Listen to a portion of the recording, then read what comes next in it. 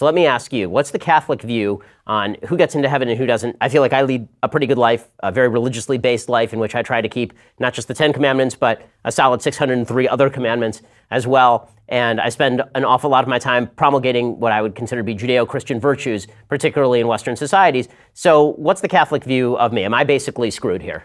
No. The Catholic view, go back to the Second Vatican Council, says it very clearly. I mean, Christ is the privileged route to salvation. I mean, God so loved the world, he gave his only son that we might find eternal life. So that's the privileged route. However, Vatican II clearly teaches that someone outside the explicit Christian faith can be saved. Now, they're saved through the grace of Christ, indirectly received. So, I mean, the grace is coming from Christ, but it might be received according to your conscience. So if you're following your conscience sincerely, or in your case, you're following the commandments of the law sincerely, yeah, you can be saved. I'm sorry.